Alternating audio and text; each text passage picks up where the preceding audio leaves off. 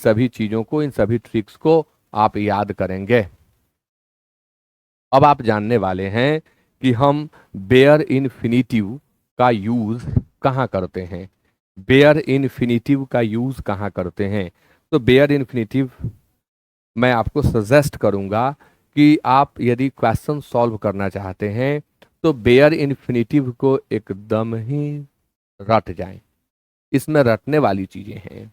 और बाकी सभी जगहों पर फुल इन्फिनिटिव कर दें, क्योंकि फुल इन्फिनिटिव तो अनंत है। मैक्सिमम वर्ब्स, मैक्सिमम क्या, सारे वर्ब 5 7 को छोड़कर सारे वर्ब अपने बाद 2+V1 लेंगे। तो इसलिए मैं कह रहा हूं कि ये लिमिटेड हैं, इनको याद कर जाएं, इनको अपने मेमोरी में रख लें और बाकी अन्य जगहों पर आप यूज कर लें 2+V1। आफ्टर मॉडल एक्सिलियरी वर्ब कहाँ यूज करें बेयर इन्फिनिटिव का, यानी बिना टू के वर्ब का यूज कहाँ करें? तो सबसे पहला रूल कि after modal auxiliary verbs, modals जो 10 होते हैं, shall, should, will, would, can, could, may, might, must and ought to, इनके बाद में आपको यूज करना है हमेशा V1, यानी बिना टू के, बिना टू के आप वर्ब का यूज करेंगे इनके साथ। जैसे ऋषिका कैन डू इट। अब आपको मन करे कि ना हम टू लिखेंगे तो यह मन ही गलत कर रहा है। यहाँ ऋषिका के बाद कैन लगा हुआ है, इसलिए टू डू नहीं लिखेंगे, डू लिखेंगे। मयंक विल गो देयर, तो मयंक के बाद विल है, इसलिए गो होगा, टू गो नहीं होगा। ऋषु में कम टुमारो, तो यहाँ कम है, मे होने के चलते। सौम्या शुड डू इट, यहाँ शुड है, इसलिए डू होगा, टू डू नहीं होगा। तो आपने सीखा कि मॉडल एक्सिलियरी वर्ब्स के बाद में बेयर इन्फिनिटिव का यूज करते हैं। और आपको याद होना चाहिए, जब आप मॉडल एक्सिलरी वर्ब पढ़ रहे थे तो फर्स्ट डे ही मैंने कुछ इंपॉर्टेंट ट्रिक्स बताए थे जिनमें ये बातें आई थी। Rule 2, after some verb such as, कुछ वर्ब्स हैं, कुछ मेन वर्ब्स हैं जिनके बाद टू का प्रयोग वर्जित है, नहीं यूज करना है टू।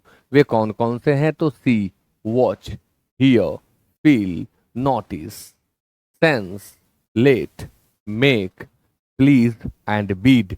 बीड का दो अर्थ होता है, BID बीड, बीड मीन्स कहना, और BID बीड, बीड मीन्स नीलामी में बोली लगाना। तो बीड मीन्स कहना और बीड मीन्स नीलामी में बोली लगाना। इसी बीड से बीडर बनता है, यानी बोली लगाने वाला, बोली लगाने वाला, याद रहे। आगे examples, he made me dash. अब यहां पर मेड अकॉर्डिंग टू टेंस हो गया, हम मेक को पास्ट टेंस में ले गए तो मेड हो गया, सी को पास्ट में ले जाएंगे सॉ हो जाएगा, हम उसको परफेक्ट, हम उसको पार्टिसिपल फॉर्म में लिखेंगे तो वह सीन हो जाएगा। तो फॉर्म बदलने से रूल नहीं बदलेगा, यही मैं बताना चाह रहा था आपको। तो ही मेड मी, अब लाफ लिखें कि टू लाफ लिखें तो आप फिर से एक बार देख लें कि after some verb such as see, यानी कुछ वर्ब्स हैं जिनके बाद हम पढ़ क्या रहे हैं, तो बेयर इन्फिनिटिव, यानी बेयर इन्फिनिटिव का यूज करते हैं, इसलिए यहां क्या होगा, लाफ होगा। She will hear you dash, she will hear you में यहां हियर लगा हुआ है, भले ही ऑब्जेक्ट है, रहेगा भी, तो आपको बेयर इन्फिनिटिव का ही यूज करना है। I will not let him dash, I will not let him play, मैं उसे खेलने नहीं दूंगा। I will not let him play, मैं उसे खेलने नहीं दूंगा। नोट, अब नोट क्या है कि यदि सी, हियर या मेक का प्रयोग पैसिव वॉइस में हुआ हो तो इनके बाद फुल इन्फिनिटिव अर्थात 2+V1 का प्रयोग करते हैं। यदि सी, हियर या मेक का प्रयोग पैसिव वॉइस में हुआ हो तो इनके बाद 2+V1 का प्रयोग करते हैं, अर्थात फुल इन्फिनिटिव का प्रयोग करते हैं। अब जो स्टूडेंट पैसिव वॉइस नहीं समझे हुए हैं उनके लिए मैंने एक ट्रिक दे दी है। अधिकांश को तो दिक्कत ही रहती है, इतने सीखे रहते तो आखिर पढ़ते क्यों। तो हर जगह मेरी कोशिश होती है कि जहां आपको दिक्कत होने वाली है उसका समाधान पहले से तैयार है। मेरे ग्रेमर के ऑफलाइन या ऑनलाइन क्लास में ये चीज़ें अक्सर स्टूडेंट्स कहते हैं कि सर जो पूछने वाले होते हैं वो तो आप पहले ही बता देते हैं। जो मन में चल रहा होता है कि अब ये पूछूंगा तो अगला टॉपिक आपका, अगला पॉइंट आपका वही होता है, अगला नोट वही होता है, अगला ट्रिक वही होता है। तो जी हाँ, पहले से ही तैयारी रहती है कि भाई आगे ये समस्या आने वाली है तो उसका निराकरण भी साथ में, ताकि आपको दिक्कत ना हो। तो आइए जान लें, क्योंकि जब इसे आप स्पष्ट रूप से जानेंगे नहीं तो क्वेश्चन सॉल्व आपसे होगा नहीं।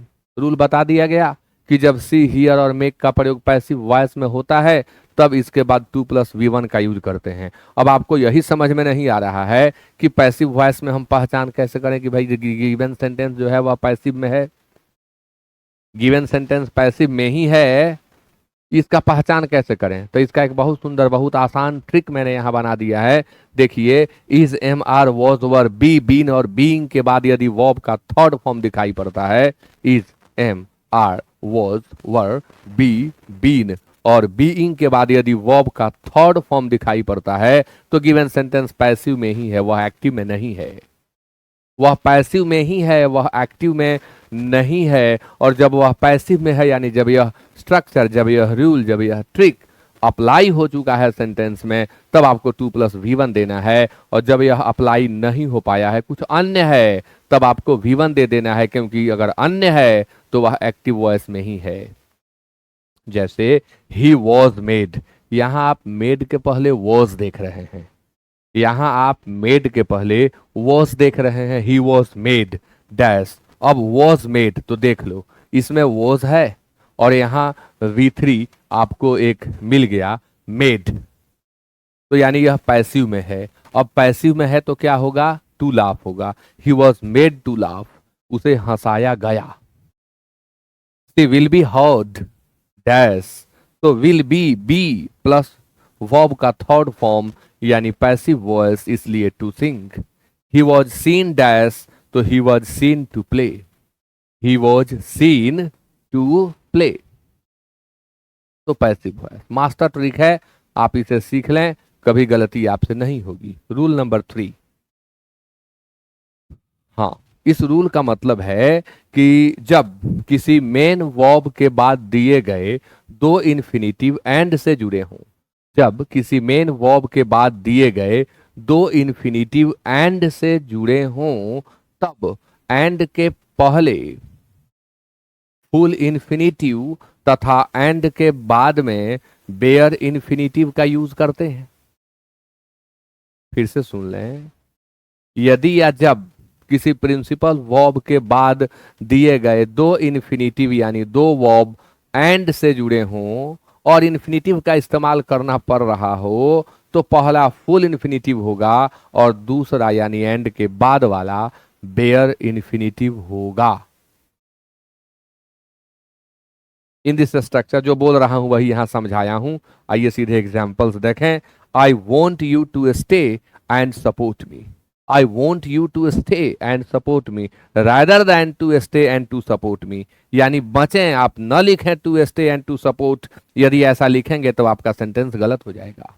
आपको लिखना है I want you to stay. आप देखिए, वॉन्ट एक प्रिंसिपल वर्ब है, इसके बाद दो इन्फिनिटिव आ रहे हैं एंड से जुड़ करके, तो एंड के पहले वाला फुल इन्फिनिटिव होगा और एंड के बाद वाला बेयर इन्फिनिटिव होगा। वैसे ही had to decide whether to go और स्टे, यहां डिसाइड के बाद आया तो टू गो और स्टे यानी एंड के साथ और भी काम करता है, यहां उसको भी मैंने ऐड कर दिया है, बोलते समय छूटा था। I have no choice but to wait and see, तो I have no choice but to wait and see, तो पूरा ध्यान रखें, नहीं कहेंगे but to wait and to see, but to wait and to see ऐसा नहीं कहेंगे। बिल्कुल स्पष्ट रूप से यहाँ सभी चीजें दी गई हैं, आपको नोट करना है। अब मैं बार बार बताता हूं कि नोट करने के लिए आप क्लास नोट्स में जाएं, क्लास नोट्स से नोट करें, वीडियो से केवल सुने और समझें। नोट करने का काम हमेशा क्लास नोट्स से करें। नेक्स्ट, हैड और वुड बेटर, हैड और वुड सूनर, हैड और वुड रैदर, या rather than, better than, sooner than, के बाद बेयर इन्फिनिटिव का यूज करना है। अगर ये सेंटेंस में दिखाई पड़ रहे हैं तो इनके बाद आपको यूज करना है बेयर इन्फिनिटिव। इनके बाद आपको फुल इन्फिनिटिव का यूज नहीं करना है। जैसे you would better dash him, you would better dash him, तो you would better to meet him. She had better join a job, बेहतर होगा कि वह एक जॉब ज्वाइन कर ले। I would rather starve than, rather than, better than, sooner than के बाद बेयर इन्फिनिटिव यानी beg. I would rather starve than beg, मैं भूख से मर जाऊंगा पर भीख नहीं मांगूंगा। जब नथिंग बट के पहले डू, डज या डीड लगा हो तब बेयर इन्फिनिटिव का यूज करते हैं। और जब नथिंग बट के पहले डू, डज या डीड न लगकर कोई अन्य वर्ब लगा हो तब फुल इन्फिनिटिव का यूज करते हैं। यही बात मैंने यहाँ ट्रिक में बताया है आपको। नथिंग बट के पहले डू, डज या डीड हो तब आप बेयर इन्फिनिटिव का यूज करें, और जब नथिंग बट के पहले एनी अदर वर्ब, कोई और वर्ब हो, तब आप फुल इन्फिनिटिव का यूज करें। जैसे he does nothing but dash cricket, he does nothing but dash cricket. तो आप देख लें नथिंग बट के पहले डज लगा है, नथिंग बट के पहले डज लगा है, इसलिए प्ले का यूज करेंगे। वह क्रिकेट खेलने के सिवा कुछ नहीं करता है। She did nothing but dash money, तो she did nothing but earn money, she did nothing but earn money. लेकिन यहाँ एक चीज की कमी हो गई, एनी अदर वर्ब पर एग्जाम्पल नहीं दे पाए, तो आइए दे देते हैं। She wants nothing but, she wants nothing but dash money। यहां ऑप्शन अर्न और टू अर्न। अब क्या दें? फिर ही लाइक्स या ही लाइक्ड, एक पास्ट में ले लीजिए। Nothing but dash English,